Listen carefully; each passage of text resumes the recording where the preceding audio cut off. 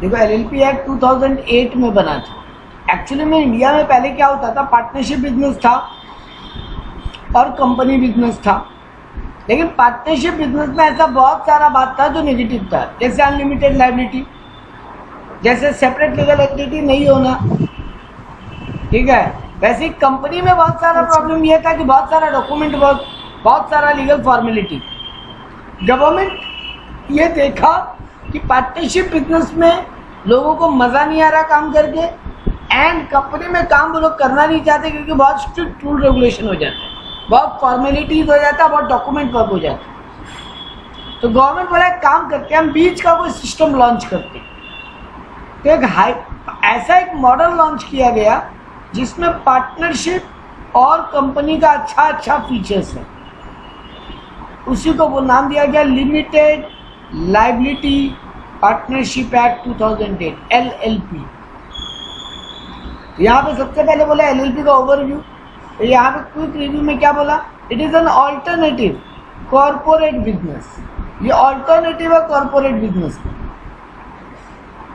जो तुमको बेनिफिट्स देता है लिमिटेड लायबिलिटी का जो कंपनी में है, एंड फ्लेक्सिबिलिटी ऑफ पार्टनरशिप। हम यही तो बोला, पार्टनरशिप का फ्लेक्सिबिलिटी दे रहा है, वो डॉक्यूमेंटेशन, वो लीगल फॉर्मेलिटीज का रिजिडिटी नहीं है। साथ साथ में तुमको कंपनी का वो क्या बोलते हैं, कंपनी का वो लिमिटेड लायबिलिटी वाला फीचर्स भी दे। यहाँ पर एक और फायदा ही है, जैसे पार्टनरशिप में क्या होता था, बिजनेस तुरंत बंद हो जाएगा पार्टनर के मरते ही या चेंज होने से भी, यहाँ पे कंटिन्यू रह गए इन एग्जिस्टेंस। मतलब मेंबर में come, member may go, but LLP will remain forever. यहाँ पे LLP अपने नाम पे कॉन्ट्रैक्ट साइन कर सकता है, अपने नाम पे प्रॉपर्टी होल्ड कर सकता है, जो एक पार्टनरशिप फर्म नहीं कर सकता था, क्योंकि पार्टनरशिप फर्म में सेपरेट लीगल एंटिटी है ही नहीं, ओनर और पार्टनर और फर्म एक ही है। यहाँ पे सेपरेट लीगल एंटिटी है। कंपनी अपना सारा एसेट, LLP अपना सारा एसेट फुल एक्सटेंट तक यूज कर सकते हैं, लेकिन पार्टनर का लायबिलिटी ऑलवेज लिमिटेड रहेगा, जितना वो लोग कैपिटल में कंट्रीब्यूशन के लिए एग्री किए। No partner is liable on account of independent और unauthorised action of other partner. Partnership में क्या होता था, पार्टनर को राइट नहीं है बट वो काम करके आ गया, तो फर्म बाहर वालों को नहीं बोल सकता था कि ये पार्टनर किया, हम क्या करें। Everybody was liable. बट यहाँ पर ऐसा नहीं है सर। पार्टनर का अगर अनऑथराइज्ड कोई एक्ट है जो पार्टनर को अलाउड नहीं था, जब पार्टनर अपने इंडिपेंडेंट अथॉरिटी में कोई काम करके आए हैं, उसके लिए सारे पार्टनर लायबल नहीं होंगे, ठीक है। Mutual rights and duties of the partner with LLP are govern by. अब यहाँ पे एक बड़ा फर्क क्या है, पार्टनरशिप एक्ट 1932 था, बट LLP एक्ट में नया एक्ट बन गया, तो किस पार्टनर को क्या राइट है और क्या उसका ड्यूटी है, वो पूरा एक्ट में लिखा हुआ है, वही एग्जैक्टली फॉलो किया जाएगा। तो यहीं से शुरू हुआ लिमिटेड लायबिलिटी पार्टनरशिप, जो कि एक पार्टनरशिप है लेकिन रजिस्टर्ड अंडर LLP एक्ट है। कौन पार्टनर बन सकता है LLP के अंदर? एनी इंडिविजुअल और एनी बॉडी कॉर्पोरेट में बी अ पार्टनर। मतलब अंकिता, अभिषेक, नीरज, पवित्रो, ये लोग तो पार्टनर बन ही सकते हैं, बट नीरज लिमिटेड एक कंपनी है, वो भी LLP में पार्टनर बन सकते हैं। अंकिता प्राइवेट लिमिटेड एक कंपनी है, वो भी LLP में पार्टनर बन सकता है। तो इंडिविजुअल भी पार्टनर बन सकता है और एक बॉडी कॉर्पोरेट भी पार्टनर बन सकता है, ठीक बात। जी सर। हाँ, यहाँ पे क्या बोला, limited liability partnership registered under this act, यहाँ रजिस्ट्रेशन कंपल्सरी है। तो यानी एक LLP भी दूसरे LLP में पार्टनर बन सकता है। हाँ, एक LLP इनकॉर्पोरेटेड आउटसाइड इंडिया है, वो भी क्या एक इंडिया के LLP में पार्टनर बन सकता है। हाँ, company incorporated outside India, company है जो इंडिया के बाहर रजिस्टर है, वो भी बन सकता है। हाँ, तो मतलब इंडियन कंपनी तो बन ही सकता है, उसके अलावा कोई LLP या कंपनी जो इंडिया के बाहर रजिस्टर्ड है, वो भी एक LLP में पार्टनर बन सकता है, ठीक है। लेकिन कौन नहीं बन सकता, तो एक कॉरपोरेशन नहीं बन सकता, या cooperative society registered under any law, वो भी LLP में पार्टनर नहीं हो सकता। ठीक है। हाँ या फिर ऐसा कोई बॉडी कॉर्पोरेट जो कि सेंट्रल गवर्नमेंट के कंट्रोल में, या जिसका सेंट्रल गवर्नमेंट नोटिफिकेशन दे के रखा है कि ये कंपनी एलएलपी में पार्टनर नहीं हो सकता। मतलब सीधा बात है, वो कंपनी जिसपे सीजी रेस्ट्रिक्शन लगा दे। ठीक है। सर। सिमिलरली एक इंडिविजुअल कब तक पार्टनर एलएलपी में नहीं बन सकता? सर वही वो अनसाउंड माइंड हो जाए, उसको लॉ इंसॉल्वेंट डिक्लेयर कर दे या उसके अगेंस्ट इंसॉल्वेंसी का केस चल, एडजुडिकेटेड एज इंसॉल्वेंट और अनडिस्चार्ज इंसॉल्वेंट, दोनों का मतलब क्या है? अभी केस चल रहा है या इंसॉल्वेंट डिक्लेयर हो चुका है। दोनों ही सिचुएशन में वो इंडिविजुअल एलएलपी में पार्टनर नहीं हो सकता। यहाँ पे एक बात लिखा नहीं है बट अपने बात कर सकते हैं, कैन माइनर भी अ पार्टनर? नो। तो वो भी एक बात यहाँ बोलना चाहिए था, माइनर जिसको कोई इंसॉल्वेंट हो जाए या इंसॉल्वेंट डिक्लेयर हो चुका या होने वाला। ठीक है। अब एक बात बोला, एलएलपी में every LLP at least have 2 partner. Her LLP में एटलीस्ट 2 पार्टनर तो तुमको डेजिग्नेटेड पार्टनर बनाना पड़ेगा। देखो एलएलपी में मिनिमम, अच्छा एक बात और, पार्टनरशिप में मिनिमम का 2 था, मैक्सिमम का भी रेस्ट्रिक्शन था ना 100। हाँ सर। अब नहीं, एलएलपी में वो नहीं रहा, मिनिमम तो 2 ही है, मैक्सिमम अनलिमिटेड हो सकता है। ये भी एक एडवांटेज हुआ एलएलपी। अब आप चाहो जितने नंबर ऑफ पार्टनर बनाओ तो उतना ही कैपिटल आएगा। यहाँ पर भी वही बात बोला, लेकिन सर जी हम जितना नंबर ऑफ पार्टनर बनाएं उनमें से 2 पार्टनर को हमको क्या डिक्लेयर करना पड़ेगा? Designated partner. क्योंकि गवर्नमेंट बोल रहा है कि हम तुम्हारे यहाँ बहुत सारे पार्टनर हैं, कल को कुछ गड़बड़ होगा हम किसका गला पकड़ें, किसको नोटिस भेजें? हाँ, एलएलपी कोई चलता फिरता इंसान थोड़ी ना है कि एलएलपी आके जवाब देगा। एलएलपी तो एक फॉर्मेट है, तो वो आके कैसे जवाब देगा? तो गवर्नमेंट बोला भैया किन्हीं 2 को तुम डेजिग्नेटेड पार्टनर का पोस्ट पे रखना, हम उन्हीं से सवाल जवाब करेंगे। अब उन 2 में से कोई एक एटलीस्ट रेसिडेंट ऑफ इंडिया होना चाहिए। रेसिडेंट कैसे साबित होगा भाई? इनकम टैक्स वाला। जी सर। 180 और मोर प्रीवियस ईयर में इंडिया में रहे। ठीक है। In case of all partner LLP और बॉडी कॉर्पोरेट, अगर एक एलएलपी के सारे पार्टनर कंपनी है, मतलब 4 कंपनी है, चारों मिलके एक एलएलपी खोले तो हो तो सकता है, ये ना तो नहीं है, क्योंकि कंपनी तो एलएलपी में पार्टनर हो ही सकते हैं। हाँ। तो 4 कंपनियां मिलके एक एलएलपी खोल दी, तब सर वहां पे कैसे 2 पार्टनर को डेजिग्नेटेड बनाए?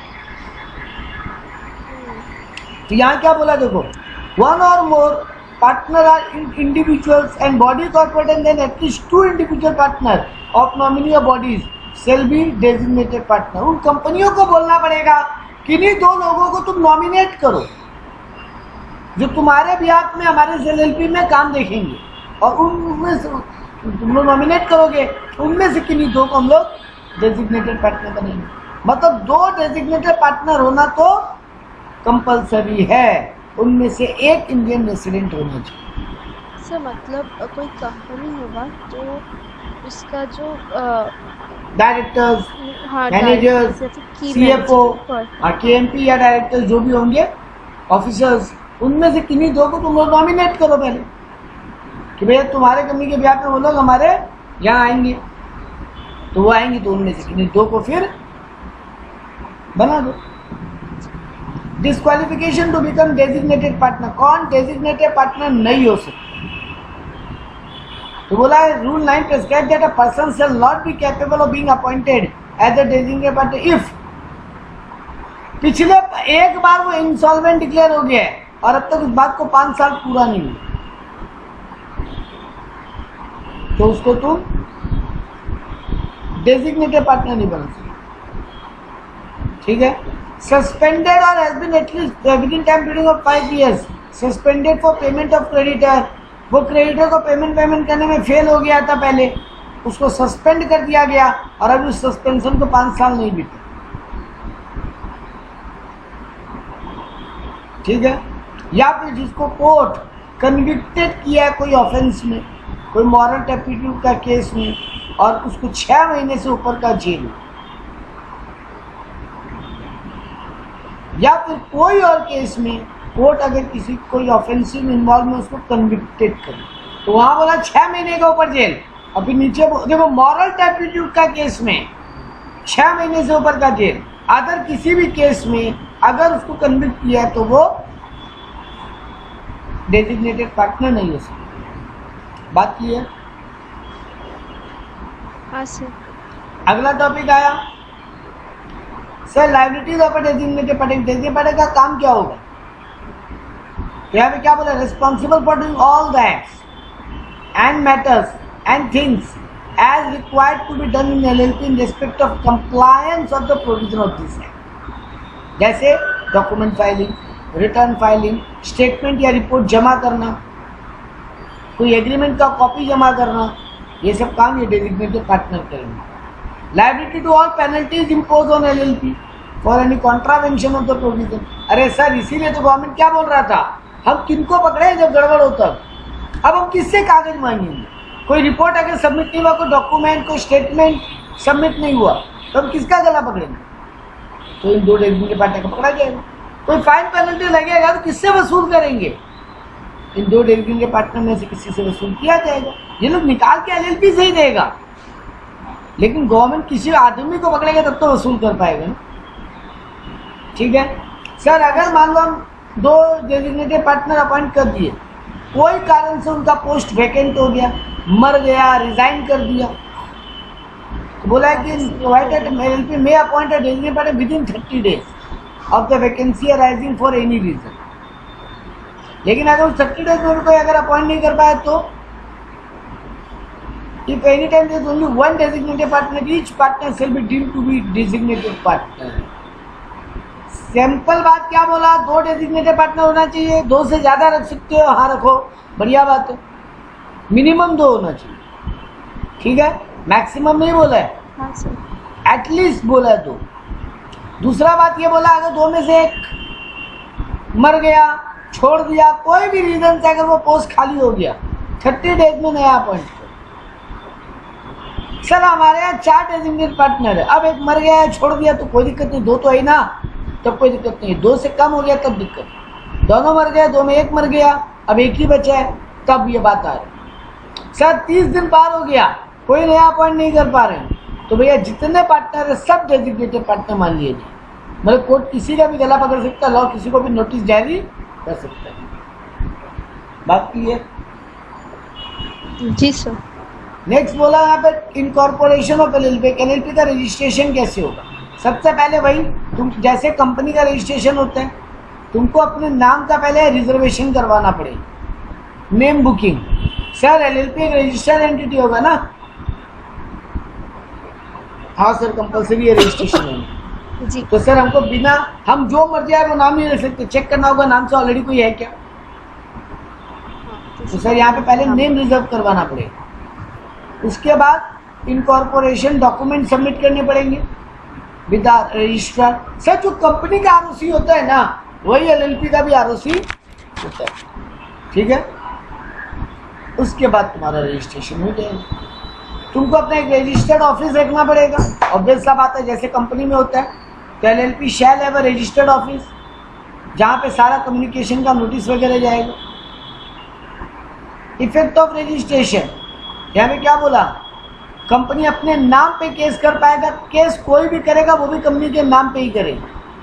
कंपनी अपने नाम पे एक्वायर, ओन, होल्ड या डेवलप या डिस्पोज एनी प्रॉपर्टी, कंपनी अपने नाम पर प्रॉपर्टी खरीद सकेगा, ओन कर सकेगा, होल्ड कर सकेगा, बेच सकेगा, तोड़ सकेगा।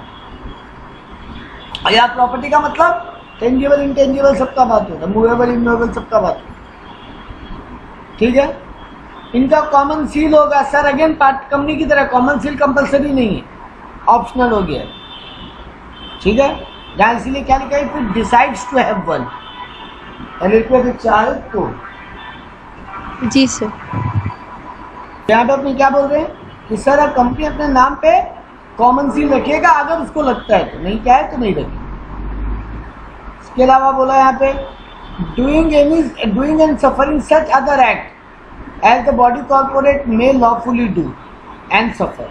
वो सारे बातें होंगी जो एक कंपनी, रजिस्टर्ड कंपनी के साथ होता है, वही इनके साथ। ठीक है, अगला बोला आप नेम के ऊपर एक एक करके पॉइंट पकड़ा। Every LLP shall have either the word limited liability partnership as an acronym, या फिर LLP भी लिख सकता है as last word of its name. मतलब हमको अगर मेरा नाम का LLP बनाना, हम लिखेंगे नीरज लिमिटेड लाइबिलिटी पार्टनरशिप, या फिर नीरज LLP भी लिख सकते हैं। फुल फॉर्म लिखे या शॉर्ट फॉर्म लिखे, और मेरे नाम के आगे ऑलवेज LLP मेंशन। ठीक बात। हाँ sir. Sir rights and duties जो एक्ट में लिखा हुआ है, देखो एक्ट में भी एक बात बोला, या तो तुम लोग अपना एक डीड बना लो और वो डीड में अपना अपना राइट और ड्यूटीज लिख लो। अगर डीड नहीं बनाते हो तो सर डीड बनाना कंपलसरी नहीं है क्या? नहीं, रजिस्ट्रेशन कराना कंपलसरी है। अब वो अलग बात है, तुमको बिना डीड बनाए रजिस्ट्रेशन करने नहीं देगा वो। लेकिन सर हो ही सकता है डीड में बहुत सारा बात नहीं लिखा, डीड में खाली वो सब नाम एड्रेस सेम वो सब लिख के रजिस्टर करवा लिया। मतलब डीड में राइट एंड ड्यूटीज के बारे में अगर मेंशन है तो फॉलो द डीड, अगर नहीं मेंशन है देन यहाँ पे बताया है in the absence of agreement as any matter all the partner will be entitled to share equally. Sir वही पार्टनरशिप वाला बात, ठीक है ना? हाँ सर। इक्वली शेयर करेंगे। The LLP shall be indemnify each partner in respect of payment made and personal liability incurred by him। अगर कोई पार्टनर अपनी जेब से कोई खर्चा कर दिया है तो LLP उसको इंडेमनीफाई करेगा, मतलब उसका खर्चा का भरपाई करके देगा। हाँ, लेकिन ये ordinary and proper conduct of the business के लिए बात हो रहा है, हम बदमाशी करके कोई खर्चा कर दिए तब नहीं। इन और about anything necessary done for preservation of the business property. तुमको एक बात ध्यान रखना होगा कि तुम मान लो अब तुम बिजनेस प्रॉपर्टी का सेफ्टी के लिए कुछ कर दिए खर्चा, तो ऑब्वियस सा बात है ना तुम LLP से वो वसूल करोगे।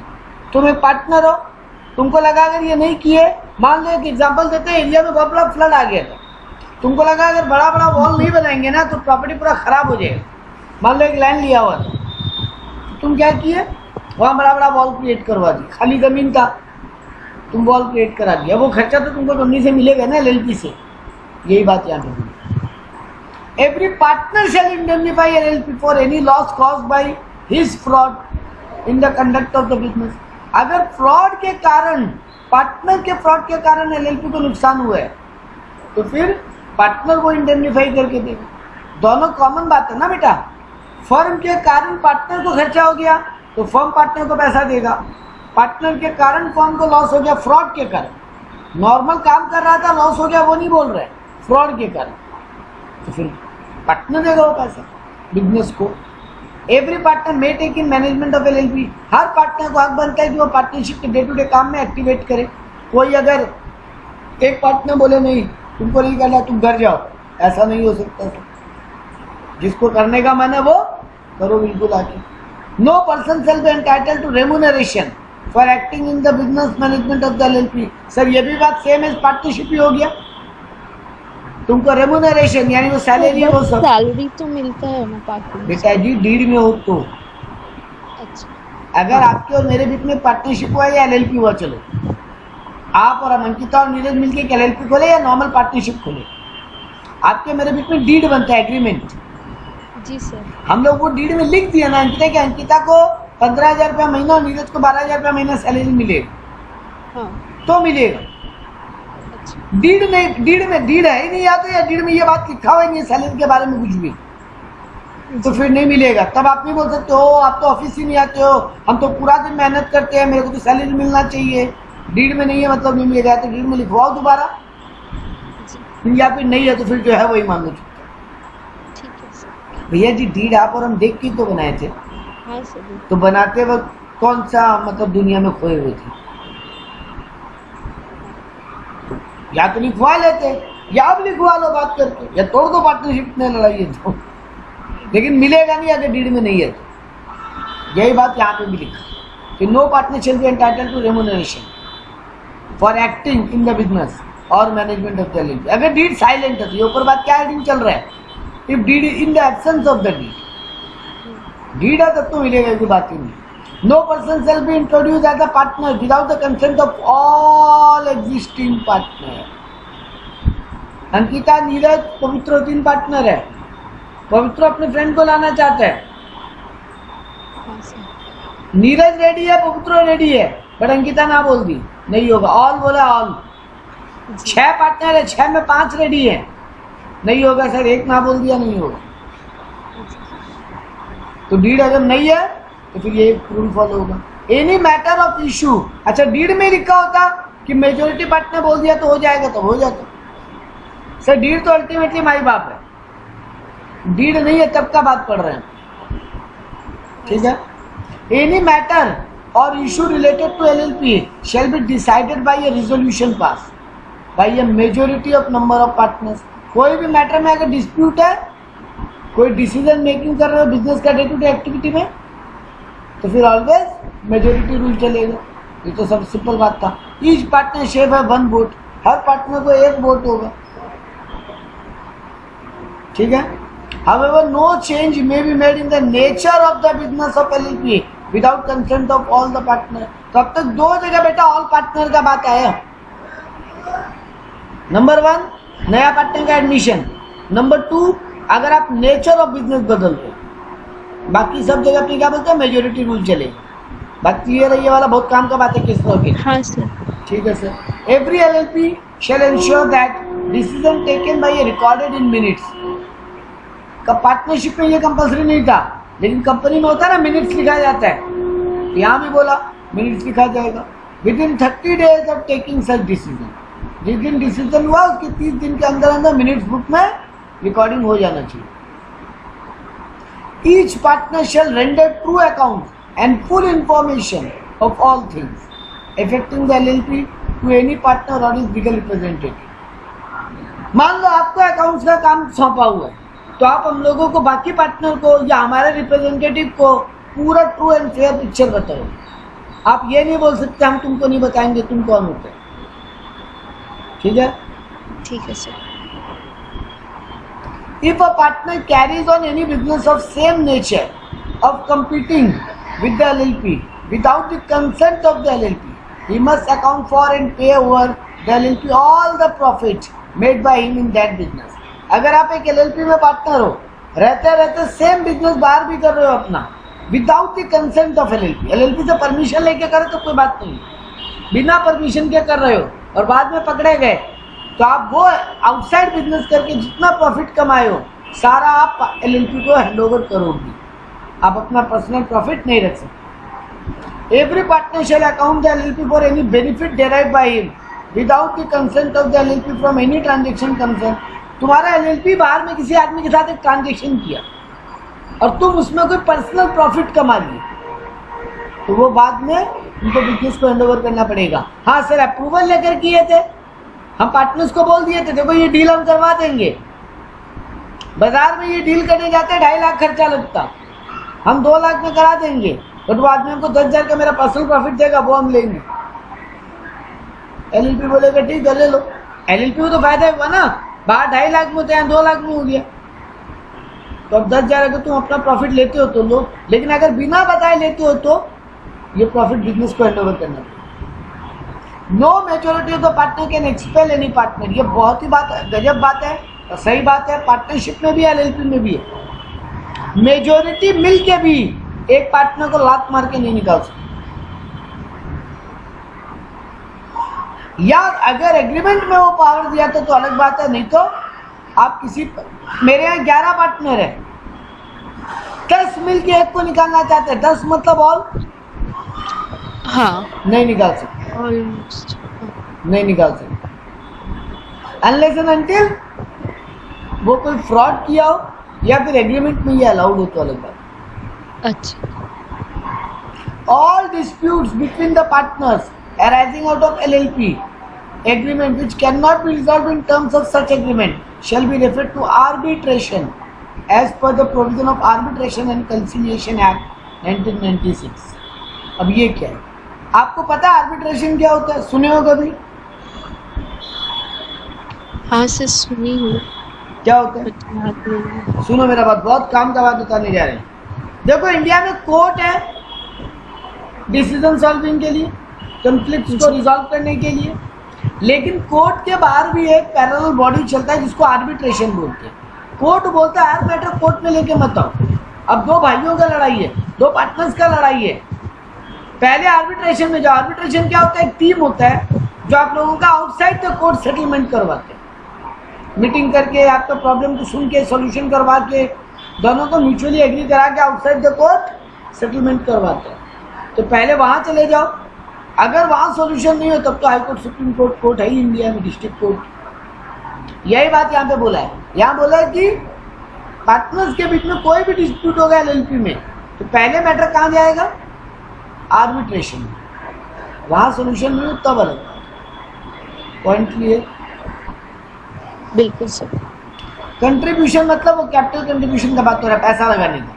तो it is the obligation of partners of LLP to make contribution as per LLP agreement. LLP agreement के हिसाब से सब अपना अपना कैपिटल कंट्रीब्यूट करेंगे।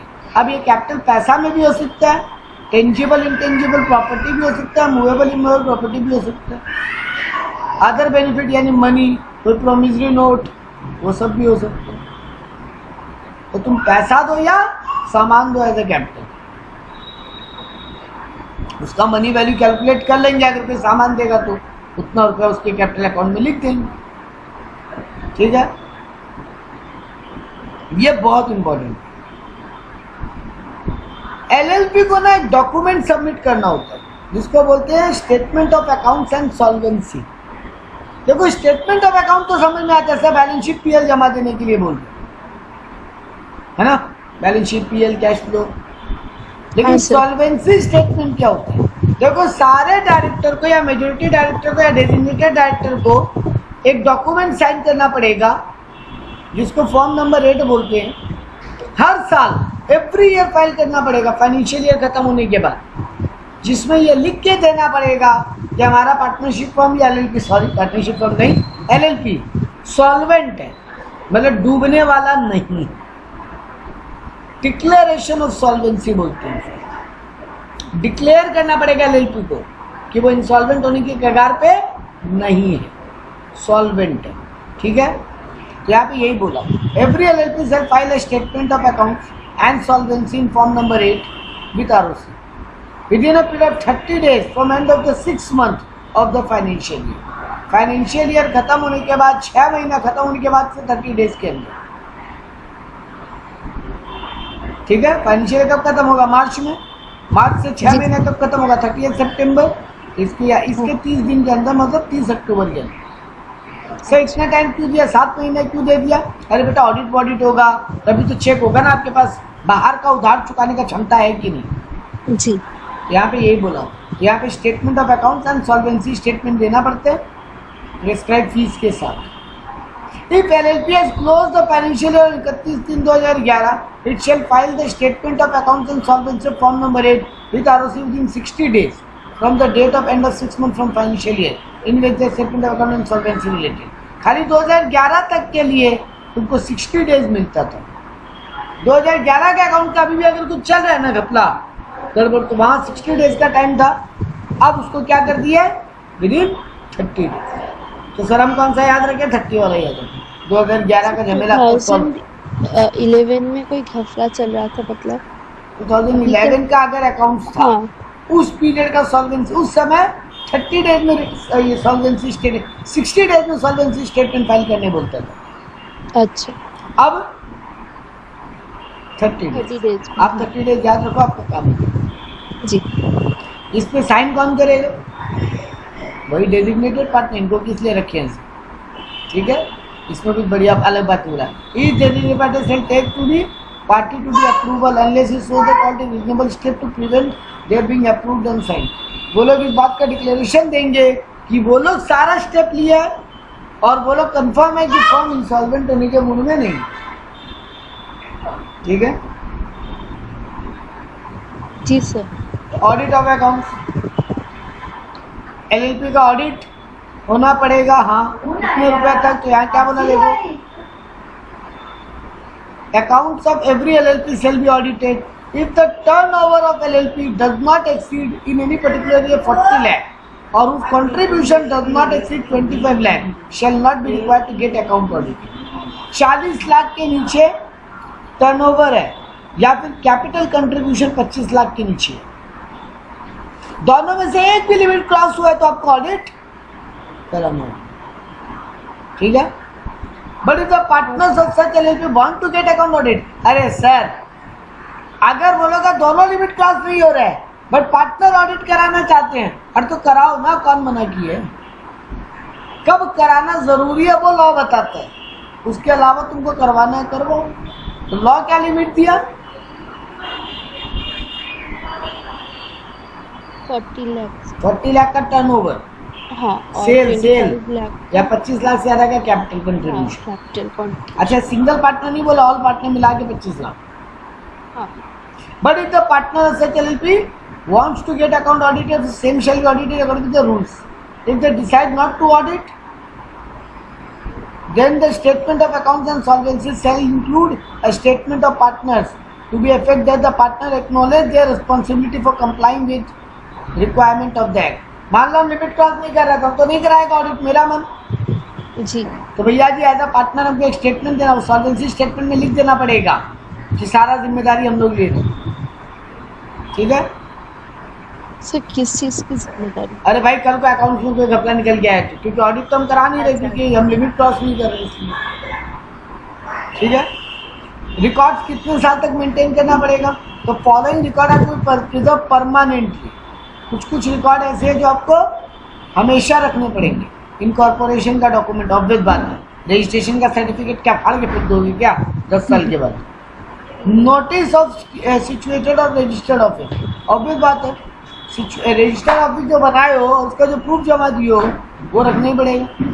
Information with regard to LLP agreement of any change made, अगर एलएलपी का एग्रीमेंट में कोई चेंज हुआ है तो ओरिजिनल वाला एग्रीमेंट और चेंज वाला एग्रीमेंट दोनों ही हमेशा के लिए रख के, मतलब एग्रीमेंट को तुम फेंकोगे नहीं, चेंज भी हो गया तो भी ओरिजिनल वाला रखोगे। Notice of other address of any LLP partnership, अरे हो सकता है ना तुम्हारा और भी कोई ऑफिस हो रजिस्टर्ड ऑफिस छोड़ के, तो उसका तुम आरओसी को खबर किए होगे ना, वो खबर का कॉपी हमेशा रखें, ठीक है।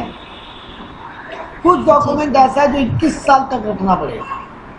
All paper registered refund order in correspondence to LLP liquidation account, अगर तुम्हारा एलएलपी लिक्विडेट हो रहा है, डूब के बंद हो रहा है, तुम नॉर्मली बंद नहीं कर रहे हो, डूब के बंद हो रहा है, लिक्विडेशन में गए हो तुम, तो लिक्विडेशन होने के बाद भी वो लिक्विडेशन का जो डॉक्यूमेंट बनेगा ना वो 21 साल तक रख के रखिए,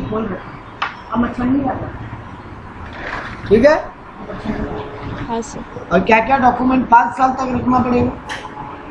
कोई भी गवर्नमेंट का अगर तुमको ऑर्डर आया है तो registered document of LLP which has been fully bound up, कोई ऐसा रजिस्ट्रेशन का जो पेपर है ना, जो बिजनेस बंद हो गया उसका रजिस्ट्रेशन का पेपर, जब बनाए थे तब तो रजिस्टर किए थे, अब बंद हो गया, तो बंद होने का जो डॉक्यूमेंट है वो तो 21 साल रखना है। सर बंद जो हो गया उसका रजिस्ट्रेशन डॉक्यूमेंट 5 साल तक रखना है। Paper related to legal proceeding from the date of disposal of the case and appeal, तुम्हारा केस अगर कोई कोर्ट में केस चल रहा है एलएलपी का, तो जब वो कंप्लीट हो गया केस उसके बाद उसका 5 साल तक डॉक्यूमेंट रख के रखना। Copies of statistical returns furnished to the government, तुम गवर्नमेंट को कोई भी रिटर्न फाइल करते हो ना डेटा का उसको 5 साल रखना। All correspondence including corresponding related to scrutiny of the account, तुम्हारा कोई अकाउंट का जो स्क्रूटनी हुआ था, तुम्हारा कोई सीजी का रिपोर्ट सबमिट करना पड़ा था, तो वो सब 5 साल के लिए रखोगे, कोर्ट का ऑर्डर वगैरह। Statement of compliance of the requirement of the act by advocate और कंपनी सेक्रेटरी और चार्टर्ड अकाउंटेंट या cost accountant by any person subscribe his name in the incorporation of the document. सीएटीए का कोई sign का document होगा ना तुम्हारा, सीए का, सीएस का, सीएमए का, उनका डॉक्यूमेंट भी 5 साल तक रख के रखो। Notice of a person ceasing to be partner, कोई पार्टनर अगर पार्टनरशिप छोड़ के गया है तो उसका नोटिस का कॉपी।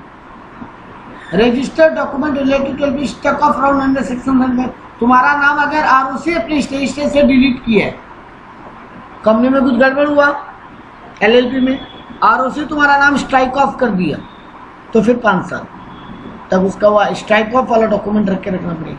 कंपनी हर साल एनुअल रिटर्न फाइल करता है, उसका कॉपी, हर साल का कॉपी 5 साल तक। तुम्हारा जो डेजिग्नेटेड पार्टनर बनने को तैयार हुआ है उसका कंसेंट लेटर, कोई और पार्टनर जो तुम्हारा पार्टनर बनने को रेडी हुआ है उसका consent letter. Sir consent letter 5 साल बाद फाड़ के फेंक दें? अरे बेटा, हर साल रिटर्न फाइल में अगर वो हाई लिखता जा रहा है तो ऑब्वियस सा बात है कंसेंट लेटर का क्या मतलब बचा। वो मान ही लिए, वरना 5 साल तक सो रहा था क्या? तुम उसका नाम डाले जा रहे थे और वो एग्री किए जा रहा था। Statement by all the partner form containing particular form along with the application conversion to into LLP.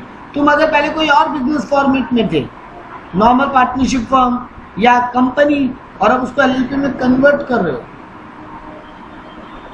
तो सारे पार्टनर इस बात के लिए एग्री हुए थे तो उनका कंसेंट लेटर या statement letter. Statement by all the shareholders, तुम पहले कंपनी थे, बाद में एलएलपी में कन्वर्ट हुए, तो पहले तुम्हारे शेयर होल्डर रहे होंगे ना, उनका कंसेंट लेटर। ये सब 5 साल रखना है। उसके बाद तो कोई कोर्ट का ऑर्डर तुम्हारे लिए, copy of order of dissolution of LLP by tribunal. Court तुमको अगर डिसॉल्व कर रहा है, देखो लिक्विडेट होकर बंद कर रहे थे कितना साल, 21 साल, लेकिन कोर्ट तुमको बंद कर रहा है तो 5 साल। हर साल सॉल्वेंसी स्टेटमेंट जो फाइल करोगे वो भी, तो नॉर्मल बिजनेस को 8 साल अकाउंट रखना पड़ता है, एलएलपी को 5 साल। ठीक बात? हाँ सर। क्या क्या डॉक्यूमेंट 3 साल तक रखना, all books records and paper other than specified है, ऊपर वाला छोड़ के और कोई भी अगर डॉक्यूमेंट है तो मैक्सिमम 3 साल रखो details. Sir conversion of LLP आज के लिए लास्ट टॉपिक, अगले क्लास में इस चैप्टर को डन करेंगे। कन्वर्जन ऑफ एलएलपी क्या बोलते हैं? सर हम नॉर्मल फॉर्म से एलएलपी में कन्वर्ट हो सकते हैं, प्राइवेट लिमिटेड से एलएलपी में कन्वर्ट हो सकते हैं, या फिर अनलिस्टेड पब्लिक कंपनी से एलएलपी में हो सकते हैं। मतलब लिस्टेड कंपनी एलएलपी में कन्वर्ट नहीं हो सकती। बात समझ में आया? हाँ सर। इस बात का पूरा प्रोसीड्योर 2nd शेड्यूल में लिखा हुआ है एलएलपी एक्ट के। तो कंपनी अगर कन्वर्जन हो के आ रहा है तो एलएलपी एक्ट का जो भी 2nd शेड्यूल है उसका सारा नियम फॉलो करना पड़ेगा। थोड़ा सा टॉपिक है, खत्म करना। इंस्पेक्टर अपॉइंट होता है, एंड इंस्पेक्टर में भी examine on oath and any entity partner या designated partner affairs of the LLP and any other entity may administer oath according to the purpose of the required and the person to appear before him personally। देखो government बोलता है LLP के ऊपर जो checking करने वाला आदमी होगा उसको इंस्पेक्टर बोलते हैं। वो आके तुमसे वो कसम खाते हैं ना, गीता पे हाथ रख के कसम खाओ। जी सर। तो गीता पे हाथ रख के कसम दिलवा के तुमसे कोई भी डॉक्यूमेंट्स वगैरह मांग सकते, ठीक है, या तुमको कहीं पर आने बोल सकते हैं। In the course of investigation it inspector has a reasonable ground to believe that books and papers of related to LLP and other entity और पार्टनर या designated partner may be destroyed, mutilated, altered या falsified और secreted. Inspector को ये reason to believe है कि तुम्हारा document LLP का या कोई पार्टनर का डॉक्यूमेंट या अदर कोई बिजनेस का डॉक्यूमेंट तुम्हारे पास है और तुम उसको फाड़ सकते हो, डिस्ट्रॉय कर सकते हो, फेंक सकते हो, उसको मॉडिफाई कर सकते हो, उसको डाउट है तो फिर वो पेपर को अपने पास सिक्योर कर सकते, मतलब उनको सीज कर सकते, लेकिन उसको जुडिशियल मजिस्ट्रेट से, कोर्ट से अप्रूवल लेके सीज करना। बात क्लियर है? हाँ सर। मजिस्ट्रेट से ऑर्डर लेके वो कहीं पर भी टू एंटर और सच असिस्टेंट द प्लेस, तुम्हारे ऑफिस में एंटर करे तो उसको मजिस्ट्रेट से अप्रूवल लेकर आना पड़ेगा। अगर वो कोई सर्च करना चाहता है तो मजिस्ट्रेट से अप्रूवल लेकर आना पड़ेगा। बुक्स ऑफ अकाउंट को सीज करने जाते, ऊपर तो लाइन पढ़े थे ना, 3 काम अगर वो कर रहा है तो उसको पहले कोर्ट से अप्रूवल लेकर आना पड़ेगा। सीज करना बुक्स ऑफ अकाउंट, कोई प्लेस पे जाके सर्वे करना, सर्च करना, तो उसको पहले मजिस्ट्रेट से अप्रूवल लेकर आना पड़ेगा। तुम पूछ सकते हो सर्च वारंट लाए हैं तो तभी अंदर आने दें, ठीक है। इस इन्वेस्टिगेशन में अगर इंस्पेक्टर का कोई खर्चा हो रहा है तो फिर कौन देगा वो खर्चा? सर वो एलएलपी। अगर आपका वहां पे गड़बड़ पाया गया तो अगर गड़बड़ नहीं मिला तो आपको कुछ नहीं, ठीक है। जी सर। आखिरी पॉइंट यहाँ पे क्या बोला, इंस्पेक्टर रिपोर्ट, इंस्पेक्टर ये रिपोर्ट कहाँ सबमिट करेगा,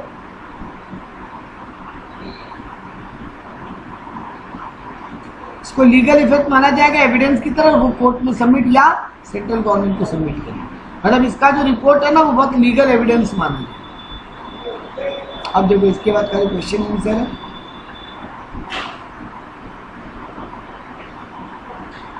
सर जो इंस्पेक्टर होता है उसको अपॉइंट क्या सेंट्रल सेंट्रल गवर्नमेंट गवर्नमेंट, करता है? Central government. अच्छा।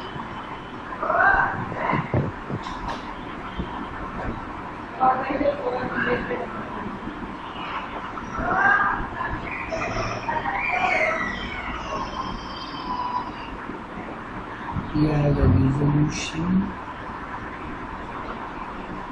बात कुछ है, यूनिट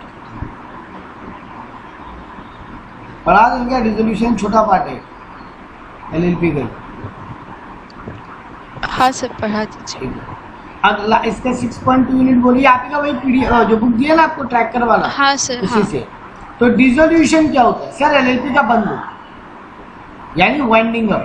वाइंडिंग अप दो टाइप का हो सकता है, या तो आप अपने वॉलंटरी अपनी इच्छा से खुद को वाइंडिंग अप करा रहे हो, या फिर कोर्ट आपको बोल रहा है। तो या तो ट्राइब्यूनल आपको बोला है कि भैया ये एलएलपी को बंद करो, या एलएलपी खुद अप्लाई किया है कि भैया हमको बंद करो। Commencement of voluntary winding up, जब वॉलंटरी खुद से वाइंडिंग अप करने जा रहे हो तो एलएलपी में भी wound up voluntary the LLP pass resolution. पहले तुमको क्या करना होगा, एक रेजोल्यूशन पास करना पड़ेगा within the approval of an at least 3 months of the total number of partners. क्या बोला,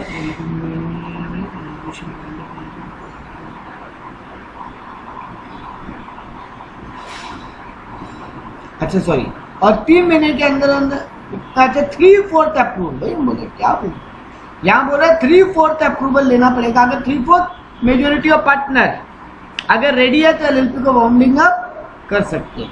ये जो रेजोल्यूशन पास होगा ये 3/4 मेजोरिटी से पास होगा, मतलब 75%, ठीक है।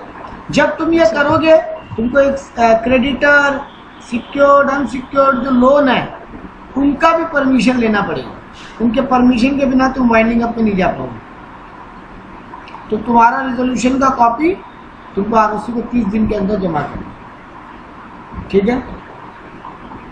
फिर यहाँ पे क्या बोला, तुमको ये सॉल्वेंसी हो, तुमको ये डिक्लेयर करना पड़ेगा। तुम्हारे क्रेडिटर के साथ तुम मीटिंग की उसका प्रूफ देना पड़ेगा। तुम ये बात को न्यूज़पेपर वगैरह में पब्लिश कर दिए थे कि देखो हम वाइंडिंग अप में जा रहे हैं, तो किसी को ऑब्जेक्शन है तो आ जाओ। तब फिर एक एलएलपी से लिक्विडेटर अपॉइंट होगा कोर्ट की तरफ से, वो आएगा तुम्हारे कंपनी को बंद करेगा। उसके सुपरविजन में पूरा का पूरा वाइंडिंग अप होगा, और जो भी प्रॉपर्टी बाहर वालों को पैसा चुकाने के बाद बचेगा वो पार्टनर्स में डिस्ट्रीब्यूट, ठीक है। ये वाउंडिंग अप का जो खर्चा लगेगा वो क्या होगा, all cost, charges and expense properly incurred in the winding up including the fees of the LLP liquidator shall be subject to the right of secure creditor. उसको सिक्योर क्रेडिटर की तरह माना जाएगा, मतलब इनसिक्योर क्रेडिटर की payment के पहले इनको पेमेंट किया जाए। ये जो भी खर्चे लग रहे हैं वाइंडिंग में, रियलाइजेशन एक्सपेंस वगैरह पड़ते थे ना पार्टनरशिप में, वैसे। हाँ सर। सर अगर ट्राइब्यूनल बोला है एक एलएलपी को बंद करने के बाद, तो पेटिशन को वाइंडिंग अप, पेटिशन डालता है कोई अगर कोर्ट में कि भैया इसको बंद करो, मान लो कोई ऑफिसर या वो इंस्पेक्टर, ये लोग के एप्लीकेशन पे कोर्ट एक्शन ले, तुम्हारे यहाँ कुछ गड़बड़ हुआ है तो ये पेटिशन कौन कौन डाल सकते हैं, लोग यहाँ पे बता रहे हैं। खुद एलएलपी डाल सकते हैं, पार्टनर डाल सकते हैं, कोई सिक्योर क्रेडिटर है या नॉर्मल कोई क्रेडिटर है वो डाल सकते हैं, कोई आरओसी डाल सकते हैं, any person authorised by central government डाल सकते हैं, या खुद सेंट्रल गवर्नमेंट भी डाल सकते हैं। तो इन लोग में से कोई भी पिटीशन डालेगा तो कोर्ट उनको वाइंडिंग अप में लेके जाएगा। लिक्विडेटर अपॉइंट होगा, वही लिक्विडेटर 60 दिन में पूरा रिपोर्ट सबमिट करेगा, और उसके बाद तो कोर्ट को, ट्राइब्यूनल को, उसके बाद तुम वाइंडिंग अप में जा सकते हो। मतलब भैया लिक्विडेटर चेक करेगा ना कि सब कुछ ठीक है, तो कुछ अंदर ही अंदर फ्रॉड करके तो बंद नहीं हो रहा है ना, तुम अप्लाई किए हो ना, तो कुछ अंदर ही अंदर फ्रॉड को दियो। The nature and detail of asset, क्या क्या देगा रिपोर्ट में, देखो क्या क्या एसेट है कंपनी के पास, क्या बैलेंस है, कैश बैलेंस, कितना बैंक में पैसा है, कौन कौन सा एसेट गिरवी रखा हुआ सिक्योरिटी है, किससे कितना रुपया देना बाकी है, किससे कितना रुपया लेना बाकी है कंपनी में, कंटिंजेंट लायबिलिटी क्या क्या है, डेब्ट्स क्या क्या ड्यू है, कहाँ कहाँ कंपनी गारंटी दे के बैठे है, पार्टनर्स का पूरा लिस्ट, पार्टनर से कितना पैसा मिलना बाकी है, कोई इंटेंजिबल एसेट है तो उसका पूरा detail, goodwill, patent, copyright, trademark, ये सब का detail of subsisting contracts, company क्या क्या कॉन्ट्रैक्ट्स करके बैठा है और कौन कौन सा कॉन्ट्रैक्ट अभी चल रहा है, पूरा नहीं हुआ है। डिटेल्स ऑफ अदर एलएलपी या companies with LLP as an in stake, तुम्हारा एलएलपी किसी और एलएलपी में पार्टनर है या तुम्हारा एलएलपी में कोई और एलएलपी या कंपनी पार्टनर है, कंपनी के अगेंस्ट में कोई लीगल केस चल रहा है कि नहीं, कंपनी का प्रॉपर्टीज क्या क्या है, बुक्स ऑफ रिकॉर्ड्स में क्या क्या मेंटेन है, उनका मार्केट वैल्यू कितना आज के दिन में, कंपनी को क्या रिवाइव किया जा सकता है, कंपनी लॉस खा के बंद हो रहा है, क्या उसको रिवाइव करने का कोई तरीका है कि नहीं, अभी हो ही नहीं सकता इसको बंद करना। तो ये सब रिपोर्ट लिक्विडेटर देगा ट्राइब्यूनल को, उसके बाद ट्राइब्यूनल ऑर्डर पास करेगा इसको बंद करने के लिए। एलएलपी अगर हम बेचना चाहते हैं तो सब सिमिलर वे है, आपको ट्राइब्यूनल में जाना पड़ेगा, वो आपका एग्जामिनेशन करेगा, वही लिक्विडेटर अपॉइंट करके फिर डिसीजन लेगा कि इस एलएलपी में किसी और को बेच सकते हैं। तो जो ऊपर बंद होने का प्रोसेस में पड़े ना लिक्विडेटर का, ऑफिसर का, सेम बात आप एलएलपी बेचते वक्त भी पड़े। Sir revival and rehabilitation of LLP, sir कोई एलएलपी ऐसा है जो बंद होने की कगार पे लॉस खाने के कारण, लेकिन कोर्ट को लग रहा है इसको जिंदा किया जा सकता है, रिवाइव किया जा सकता है, तो कोर्ट उसका भी तरीका अप्लाई करेगा। कोर्ट सीधा सीधी हर एक बिजनेस को बंद नहीं होने देना चाहता, क्योंकि कंपनी बंद होने से बहुत लोगों का नौकरी जाता है, बहुत लोगों का पैसा डूबता है। तो if the tribunal is of the opinion that LLP can be revived और rehabilitated, it may direct that action for the revival and may take in accordance with section 60 और 62 ऑफ द एक्ट। मतलब वही LLP को liquidator appoint करके revive करवाएगा, कहाँ कहाँ से पैसा रिकवर किया जा सकता है, कैसे बचाया जा सकता है। तो वही यहाँ पे लिखा, और तो यहाँ पे कुछ बात बोलना नहीं।